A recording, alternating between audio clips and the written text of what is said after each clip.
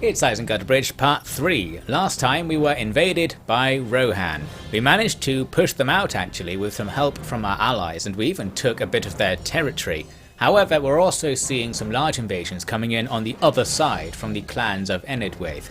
Some good news though, we did take out Theoden in one of our battles on the eastern front, so that's something at least. Now we've got one more battle on the eastern front against an easy army, with Lurtz bringing in some uruks to take them out. The enemy were deployed in a column formation for some reason, so we start things off by just shooting the unit at the front, which is handy because it means I can shoot them while being out of range of the enemy archers. However, shooting the unit from the front actually didn't really do anything, so as you can see here I clearly got bored and decided to just run at them instead.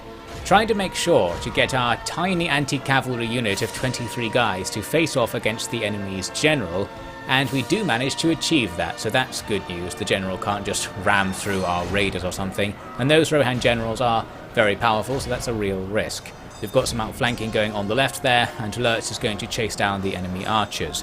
I tried to use my own archers to shoot the enemy general by bringing them up close to the melee. Thought we might be able to get line of sight because the models are slightly higher than our guys, but it didn't really work out like that, so the archers ended up achieving pretty much nothing. You can see Lurtz really is chasing the enemy archers away.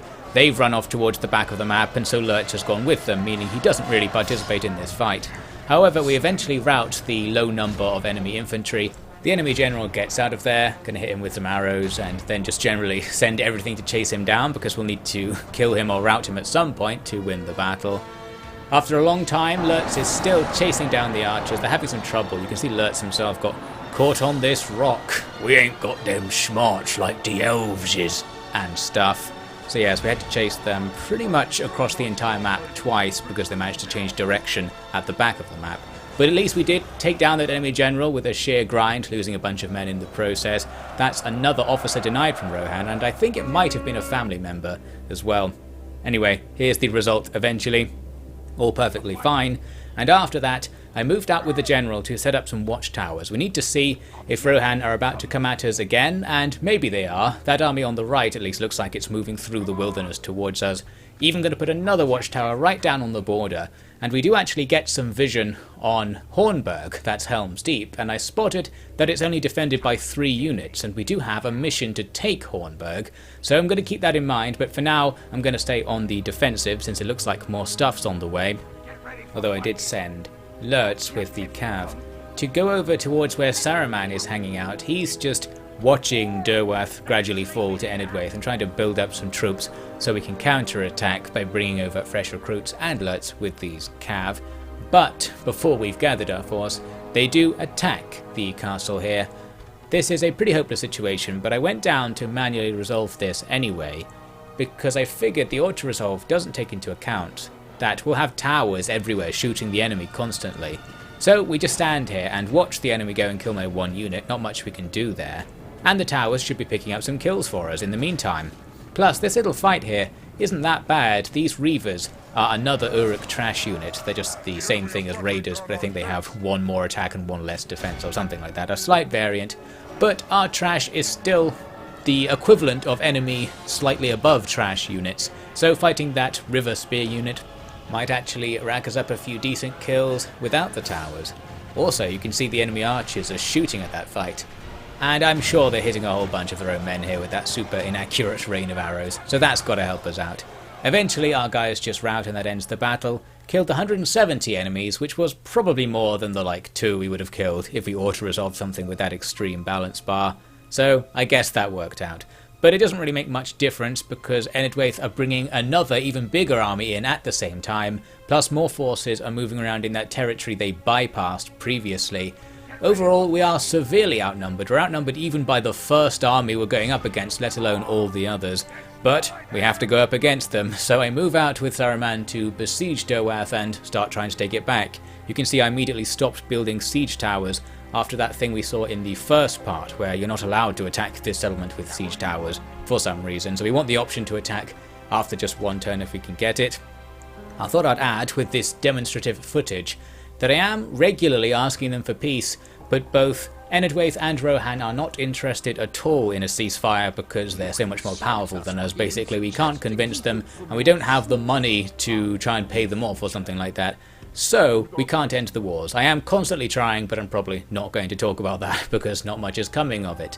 Now, in the next turn, the next end turn sequence, Enedwaith sent some troops to attack that village down south that I just mentioned. This was a situation where I thought if we were on normal difficulty, we could trash these units because their stuff is really bad compared to even our basic Uruk raiders. However, I am hopeless and can't be bothered, so I just hit auto-resolve, and that was a pretty bad auto-resolve. I'm sure we could have picked up some more kills with the manual resolve there, even with hard difficulty, probably making their trash equal to ours. But anyway, we've lost another territory, that's not very good for the economy, and here comes that army from the west as well to interrupt our business at Derwath. So yeah, spirits are quite low at the moment, but there is some good news rolling in from further away. It says Imladris has been set under siege. That's Rivendell, so maybe those disgusting high elves are in trouble somewhere. Also, Gondor have very good relations with us now. Gondor are very much on board with our project for whatever reason. I guess they just hate Rohan, and they probably especially hate these barbarian types. Now we need to get Saruman out of the path of the enemy reinforcements. One way to do that would be to take the castle now, but I was pretty sure the losses I would take doing that would mean that we end up with just a few troops left and we get trapped inside the castle against a bigger force. So instead I abandon that siege and fall back to defend a bridge, because even facing everything at once, the advantage the bridge could give us might just turn that around, so we'll see what happens there.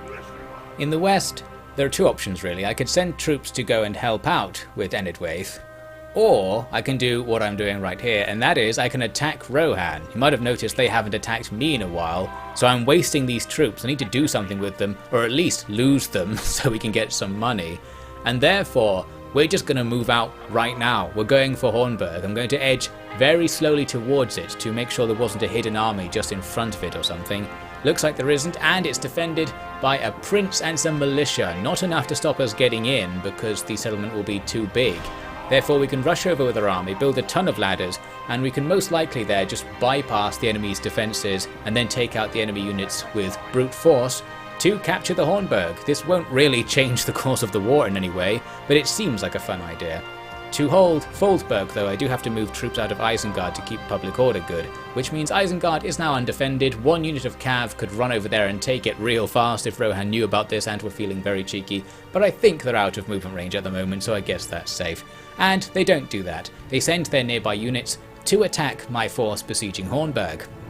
Interestingly, that balance bar is even, so it looks like we have a chance to actually survive this attack and keep things going.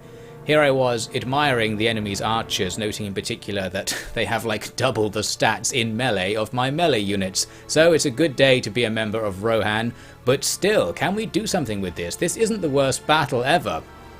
You can see what I was thinking right off the bat. I thought I'll deploy everyone facing the castle as close to it as we can get, and then just annihilate their reinforcements as they come out onto the field, hopefully killing them before we have to fight the reinforcement army, or the army that initiated the battle that is.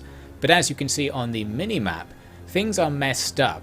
This battlefield has the castle facing north, but on the campaign map it faces east. That means the reinforcements are coming in some sort of out of bounds position and they just can't do anything. So they're stuck, and we're fighting only the initial army instead, so it's going to be a more ordinary battle. I need to quickly turn everyone round and get ready for a fight, and we actually have an advantage against just one of the armies, so that's great. They've got a couple of units of infantry, some of those heavy archers and some cav coming at us, plus another unit of cav out on the flank. I sent my spear guard to go take out that flanking unit, but I don't know if this was the best move because their better cav unit is the one in the centre, and that's still a real threat. It can just charge through any of my units really and have a good time. Luckily enough, it doesn't charge right into my front line, so I can freely go up and engage their infantry, but what it is doing is rear charging my spear unit. At that very moment, the guys that were fighting to their front run away, so they timed that particularly poorly. Now I can turn around to fight these Rohan riders, but we do lose a load of our spear guys in the process.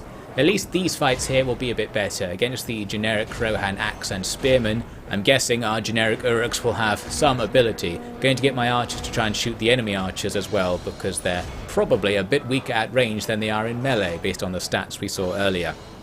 Anyway, now I'm going to track this Rohan rider unit because they're doing a pretty good move. They quit the engagement with my spears after a while so that they didn't get taken out, and then moved over to the other flank and did a really good charge against these Uruk raiders, who are a nice light infantry unit who can just get mauled in melee even without the charge. That's good stuff, and we lose a whole load of guys. So credit where credit's due, the AI is using its limited cavalry advantage to really pound us, and it's even going in and out with the old cycle charging, killing more of my raiders. The only problem the AI has is that we have an infantry advantage, so we take out their infantry. Also, having my spear guards out there on the left means their other unit of cav, their scouts, do eventually get taken down. So we're gradually winning this fight. You can see on the balance bar that we have them. We just can't finish off the cav. Finally, they rout after we lose absolutely loads of troops in those fights. And then we have to take out their heavy archers, which also proves to be difficult because swarming them in melee didn't work very well because of the aforementioned complaints about their melee stats. Finally they go down. We kill their captain as well, who was among this heavy archer unit. Unfortunately, the fact that the prince is stuck out of bounds means we'll have no such chance to assassinate him in this battle, and indeed no chance to fight the garrison of the castle at all. But still, we've got away without being killed, and that's something. We only killed half their army, so no hope of getting to the 85%. But still, good result. We've got enough troops left to take the castle, most probably. However, then this happens. Both of the armies get deleted after the battle, so even the one that didn't participate was deemed to have been destroyed enough.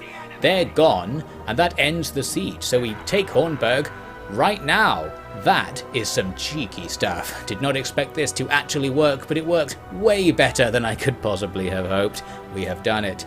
I didn't want to sack this place because it's got some actual money-making potential and a load of buildings, but I realised we probably have to sack it because we have so few troops here. We won't be able to hold it in terms of public order unless we make a little bit of a demonstration of ourselves. So we kill a load of people and move on.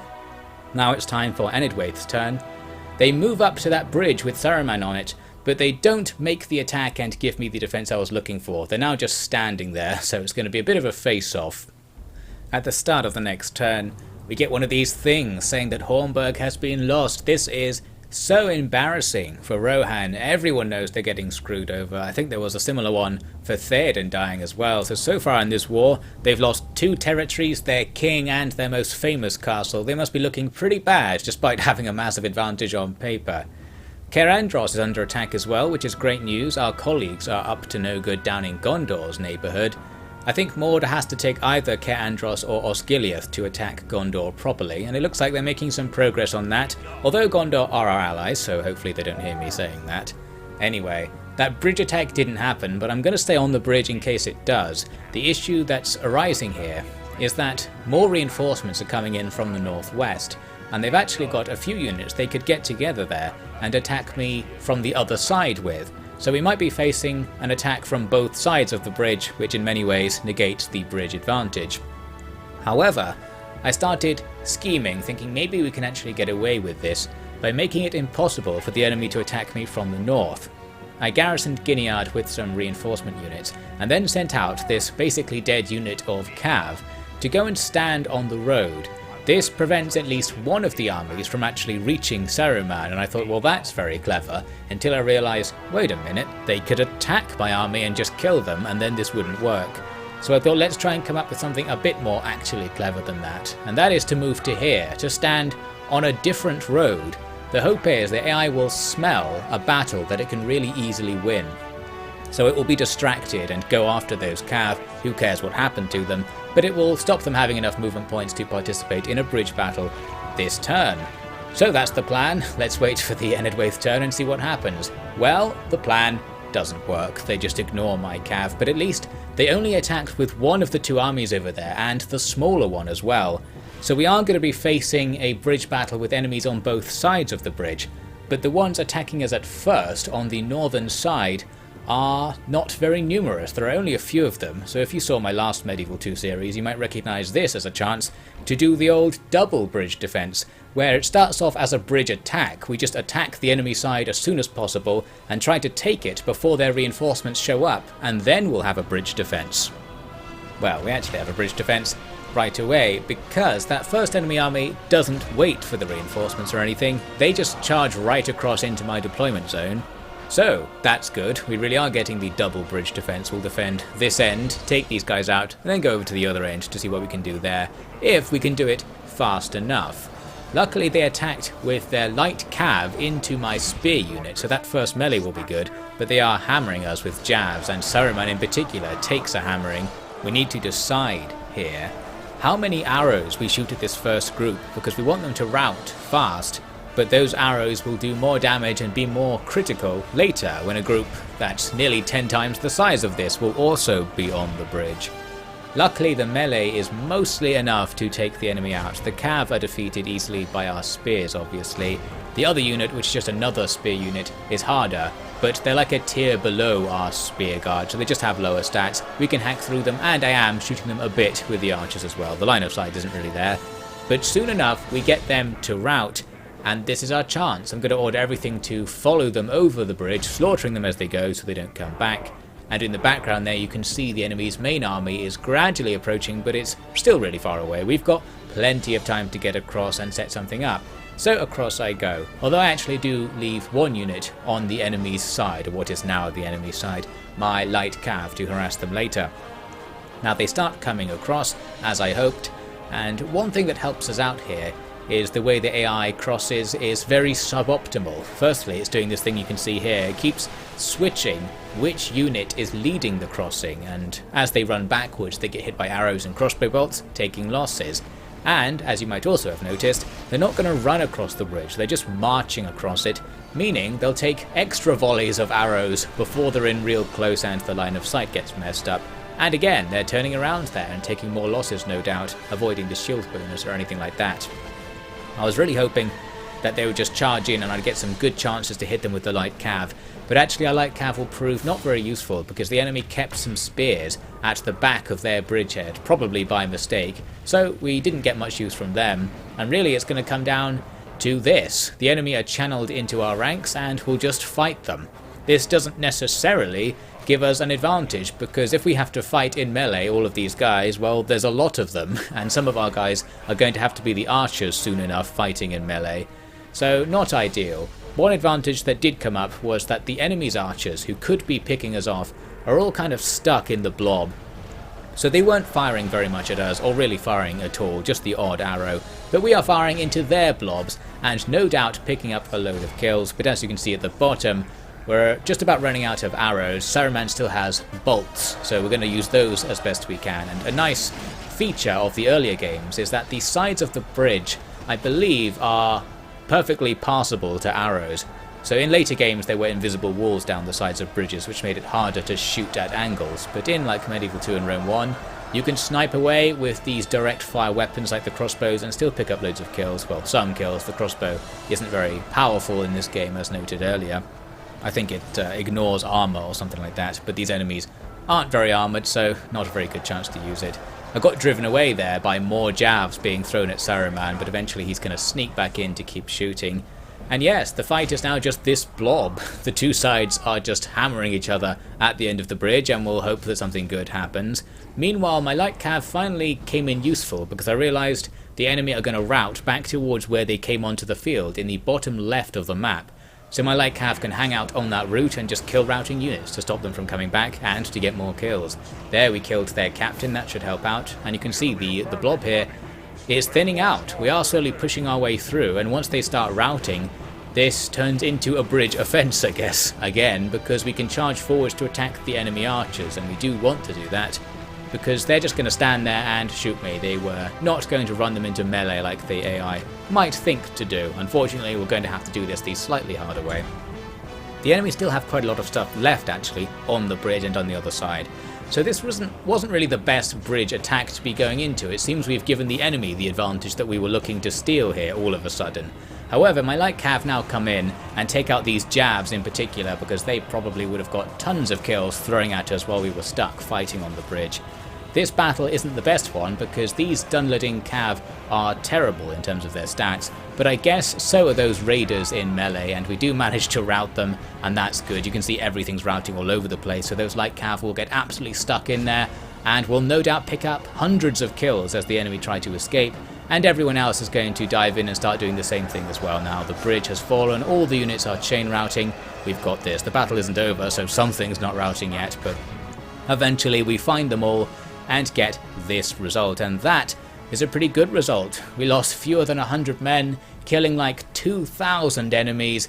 That's exactly what we needed. Suddenly the enemy's massive overall strategic advantage has been severely dampened.